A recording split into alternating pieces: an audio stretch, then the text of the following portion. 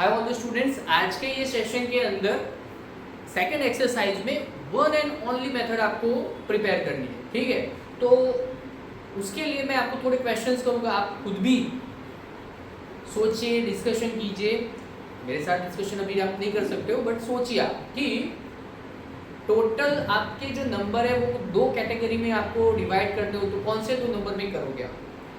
Rational number, irrational number. ठीक है, अब रेशनल नंबर के बारे में हम कह सकते हैं कि it is in the form of p by q, numerator denominator के फॉर्म में वो होता है। तो यहाँ पर हमारा एक क्वेश्चन है और आप देखो कि 1.2 के अंदर सारे के सारे क्वेश्चन एक ही टाइप के हो, तो उसका एक बेनिफिट है क्या कि आपने अगर एक क्वेश्चन सॉल्व करने की ट्रिक सीख ली है, सिर्फ फिर आपका एक नंबर ही चेंज होने वाला है। That's it. तो प्रूव दैट √5 इज इरेशनल। अब यहाँ पर इरेशनल प्रूव करना पॉसिबल नहीं था, सो क्या किया, यहाँ पर हमने ऐसा अज्यूम कर लिया। क्या अज्यूम कर लिया कि ये जो √5 है वो रेशनल नंबर, ऐसा मान के चले। आगे प्रोसेस करते जाएंगे और फिर एक ऐसी सिचुएशन आ जाएगी तब हम कहेंगे अरे सॉरी, हमने जो अज्यूम किया था वो तो गलत हो गया, तो हमारा नंबर ही रेशनल रेशनल मान रहे थे, वो है नहीं, तो रेशनल नहीं है, तो बाय डिफॉल्ट क्या हो जाएगा, इरेशनल। तो एग्जैक्टली सेम मेथड से सेम चीज आपको मैथमेटिकली रिप्रेजेंट करनी है, बस दैट्स इट। ओके, तो चलिए सबसे पहले मैंने क्या कहा कि initially we need to assume that कि ये जो नंबर है वो रेशनल नंबर है, तो वो लिखेंगे यहाँ पर, let's say √5 is rational number. और अगर वो रेशनल नंबर है तो वो कौन से फॉर्मेट में होगा, तो √5 होगा। आप p बाय क्यू के फॉर्म में भी लिख सकते हो, बट यहाँ पर हम a बाय b के फॉर्म में, इट मीन्स न्यूमरेटर डिनोमिनेटर के फॉर्म में लिख रहे हैं। तो √5 के बारे में क्या लिखेंगे कि √5 is equal to a by b, because a by b क्या रिप्रेजेंट करता है कि नंबर रेशनल फॉर्म में है, वो रेशनल फॉर्म में ये। बट यहाँ पर a और b की एक स्पेशल एक चीज होती है कि a और b में कोई भी एक कॉमन फैक्टर नहीं होता। इट मीन्स यहाँ पर a और b, here a and b are co-prime. तो ये आपकी एक नई डेफिनेशन हो गई। अब तक 1.1 1.2 में आप क्या क्या जानते आते थे? सबसे पहले तो प्राइम नंबर कौन है, कॉम्पोजिट नंबर क्या है, और अब आ गया आपका को-प्राइम नंबर। तो जो दो नंबर के बीच में कॉमन फैक्टर सिर्फ 1 हो, इट मीन्स जैसे कि मैं बात करूँ कि भाई 5/3, तो 5 के अंदर क्या है 5 1 जा और 3 के अंदर है 3 1 जा, तो ये दोनों में ऊपर नीचे कॉमन एक ही फैक्टर है जो है 1। तो ऐसे नंबर को कहा जाता है को-प्राइम।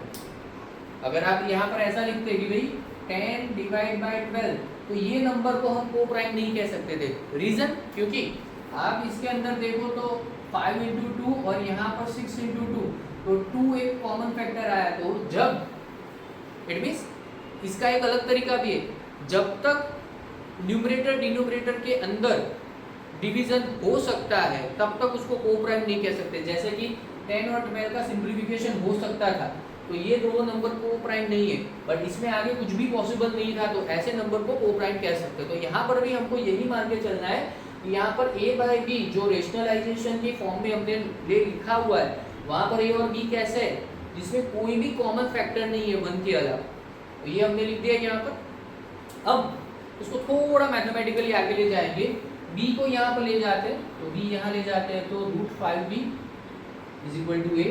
अब वर्क करने के लिए हमको रूट प्रॉब्लम क्रिएट कर रहा है, so taking square on both side, तो दोनों साइड हम स्क्वायर करेंगे। तो √5 का यहाँ पर लिखना हो तो आप लिख भी सकते हैं taking square on both side.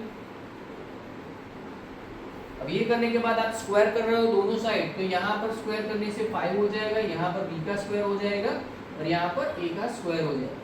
अब वापस b को यहाँ डिवाइड में ले जाएंगे, तो b² is equal to a² bye 5। अब ये देख के क्या पता चला, तो ये देख के इतना पता चला कि a² जो भी नंबर होगा उसको हम 5 से डिवाइड कर सकते हैं। तो यहाँ पर आप लिख सकते हो कि a² is divisible by 5। Hence एक नया एक चीज याद रखनी है, अगर कोई नंबर का स्क्वायर आप 5 से डिवाइड कर सकते हो, लेट्स एक रफ में एक एग्जांपल समझ लीजिए, क्योंकि मैथ्स में थ्योरी कम एग्जांपल से ज़्यादा आपको याद रहेगा। फॉर एग्जांपल आप 100 को 5 से डिवाइड कर सकते हो, तो 100 का स्क्वायर रूट क्या होगा? 100 का स्क्वायर रूट होगा आपका 10। तो आप 10 को भी 5 से डिवाइड कर ही सकते हो, ठीक है। सो अगर ए स्क्वायर जो है हमारा, ये जो ए स्क्वायर है उसको हम 5 से डिवाइड कर सकते हैं। तो एक और स्टेटमेंट जिसको कई लोग बोलते हैं कि थियरम 1.2 के अकॉर्डिंग, तो वही चीज़ यहाँ पर कि 1.2 के अकॉर्डिंग आपको स्टेटमेंट में लिखना है तो भी ठीक है, अदरवाइज आप ऐसा भी लिख सकते हो कि hence A is also divisible by 5। तो यहाँ आके इतना क्लियर हुआ, यहाँ आगे इतना क्लियर हो गया कि आपका जो ए स्क्वायर है उसके अंदर एक फैक्टर 5 वाला है, और अगर ए स्क्वायर के अंदर है तो ए के अंदर भी होगा। तो अब इसको कैसे लिखा जा सकता है, आप रफ में समझना हो तो ऐसा समझे कि ए इज डिविजिबल बाय 5। इसका मीनिंग क्या हो सकता है कि ए जो है वो आपका 5 भी हो सकता था, 10 भी हो सकता था, 15 भी हो सकता था, 20 भी हो सकता था, सो ऑन। अब इसका थोड़ा और आगे लॉजिक समझे तो 5 बना होगा 5 1 जा से, 10 बना होगा 5 2 जा से, 15 बना होगा 5 into 3 से, 20 बना होगा आपका 5 into 4 से। इट मीन्स इसका एक कॉमन सेंस देखना हो तो आपका ए वाला जो नंबर बना हुआ है उसमें एक तो 5 होगा ही, दैट्स व्हाई वो डिवाइड होता है 5 से। तो यहाँ पर हमने वही देखा ना कि ए स्क्वायर को आप 5 से डिवाइड कर सकते हो, विच मीन्स ए को भी आप 5 से डिवाइड कर ही पाओगे। तो उसमें एक चीज 5 की होगी, बट बाकी का भी कोई एक नंबर तो होगा ना। मान लो कि आप ए की वैल्यू 10 है तो आप उसको 5 से डिवाइड कर सकते हो, तो हाँ कर सकते हो।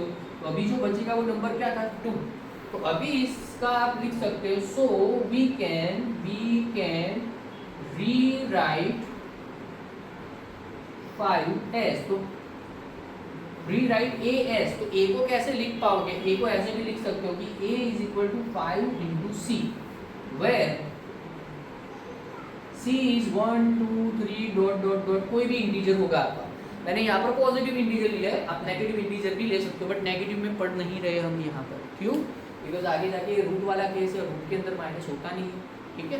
तो पॉजिटिव इंटीजर यहाँ पर हमने लिए हुए। तो यहाँ तक का फर्स्ट फेज हमारा खत्म हुआ, बट ये जो फर्स्ट फेज में ये केस आया, अब केस 1 और 2 को हम मिला दें तो क्या होगा? लेट्स सी, फ्रॉम 1 and 2, तो अब करेंगे क्या? यहाँ पर जो बी स्क्वायर है वो as it is A square, तो ए की वैल्यू क्या है 5c, वो यहाँ पर पुट करो। तो 5c का स्क्वायर करने पर 25, क्योंकि ये 5c रखना है जहाँ पर ए था वहाँ पर, तो उसका स्क्वायर करने पर 5 का भी स्क्वायर हो जाएगा और c का भी हो जाएगा, तो 25c स्क्वायर। और डिवाइड में क्या था यहाँ पर 5, तो 5 यहाँ से ये कट कर दिया तो बचेगा ओनली 5।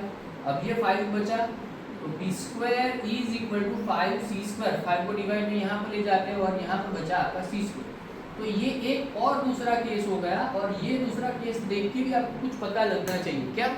जैसा कि यहाँ पर ए स्क्वायर के डिवाइड में 5 था, तो हमने क्या कहा था कि ए स्क्वायर को भी हम 5 से डिवाइड कर सकते हैं, और अगर ए स्क्वायर को कर सकते हो तो बाय डिफॉल्ट ए को भी डिवाइड कर सकते हो। सेम सिनेरियो यहाँ पर बन रहा है कि बी स्क्वायर को भी हम 5 से डिवाइड कर सकते हो। तो सिमिलर सेंटेंस फिर से रिपीट करना है, तो सिमिलर सेंटेंस फिर से रिपीट करते हैं यहाँ पर।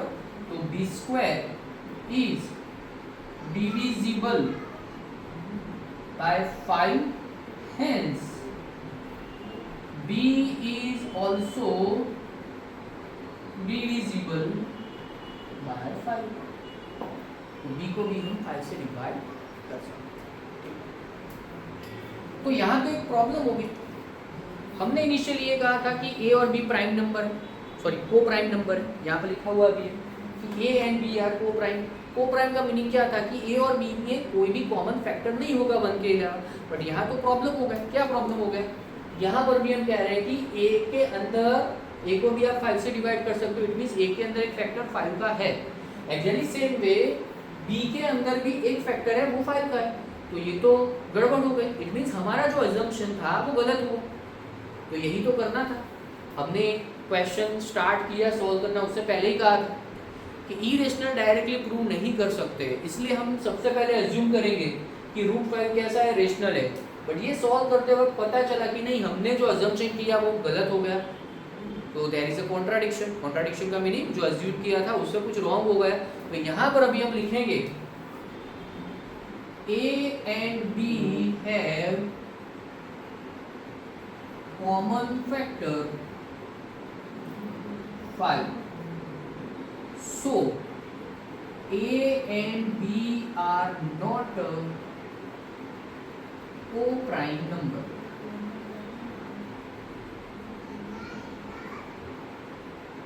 तो हम रिवर्स करते जा रहे हैं। पहले हमने कहा था ए और बी में कुछ कॉमन नहीं होगा, कॉमन हो गया, और वो कॉमन हो गया तो वो को प्राइम नहीं रहेंगे, और ये को प्राइम नहीं होगा तो ये रेशनल नंबर भी नहीं है। So root 5 is not a rational number. और इसके आगे एक स्टेटमेंट लिखना हो तो आप लिख सकते हो कि आवर assumption is wrong। या आप टेक्स्ट बुक में देखोगे तो वहां पर एक अच्छा सा वर्ड यूज किया गया है कॉन्ट्राडिक्शन। तो आप ऐसा भी लिख सकते हैं we have a contradiction, it means हमारी सोच में मतभेद हो गया। तो our assumption is wrong, hence root 5 is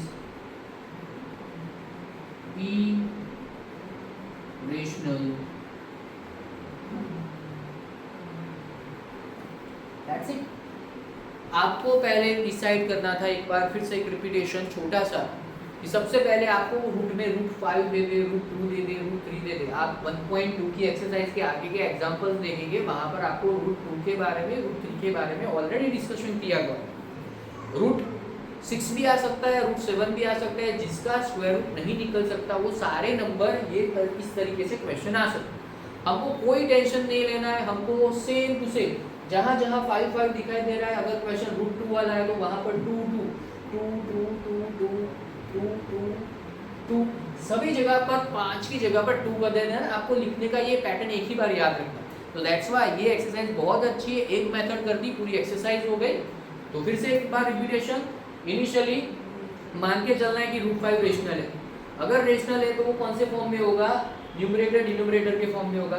numerator denominator ऐसा लेना चाहिए कि जिसके अंदर कोई कॉमन फैक्टर ना हो, तो कॉमन ना हो इसलिए कहते हैं ये दोनों को को प्राइम। उस हिसाब से थोड़ा कैलकुलेशन किया, स्क्वायर करके हम यहाँ पर आए, ये देख के पता चल जाना चाहिए। यहाँ आने के बाद ये दो स्टेटमेंट दिमाग में हिट होने ही चाहिए कि भाई ए स्क्वायर को 5 डिवाइड कर सकता है तो ए को भी 5 डिवाइड कर ही सकता है। आपको एडिशनली लिखना तो लिख सकते हो अकॉर्डिंग टू थ्योरम 1.2। ठीक है, ये काम हो गया। उसके बाद एक नई बत्ती चलनी चाहिए आपकी, यहाँ से यहाँ तक का होगा। फिर एक ये कॉन्सेप्ट नया आना चाहिए, कैसे कि 5 से तो डिवाइड होगा तो ए के अंदर 5 के अलावा भी क्या होगा। जैसे कि मैंने कहा था कि 5 10 15 20 25 ये सारे नंबर 5 से डिविजिबल है, बट 5 के साथ कुछ तो होगा, और तो जो कुछ और है वो है सी। तो 5 बना, ए बना हुआ है हमारा 5 इंटू समथिंग सी, और समथिंग सी बना होगा। हम पॉजिटिव नंबर्स के ऊपर भी फोकस करें। और ये कैसे हो गया, तुरंत रिजल्ट 1 और 2 को कंबाइन कर दो, जहां पर ए है वहां पर 5 इंटू सी डाल दो, वो डाल दिया। अब यहाँ पर आ गए वापस, फिर से बी स्क्वायर के डिवाइड में यहाँ पर दिखाई दे रहा है 5, तो फिर से ये जो ए के बारे में सोचा था वो बी के बारे में सोचना है। तो बी स्क्वायर को भी हम 5 से डिवाइड कर सकते हैं, बी को भी कर सकते हैं, दैट्स इट डन। और स्टेटमेंट्स लिखते हैं कि भाई हमने जो अज्यूम किया वो गलत है, हम गलत हो गए, सॉरी, ए और बी रेशनल नहीं है, इरेशनल है, दैट्स इट। तो यही चीज़ पूरी एक्सरसाइज में रिपीट करनी है, डन। तो यही एक्सरसाइज के एक और थोड़े से ट्विस्ट वाले क्वेश्चन लास्ट क्वेश्चन के साथ हम आ रहे, नोट डाउन कर लीजिए।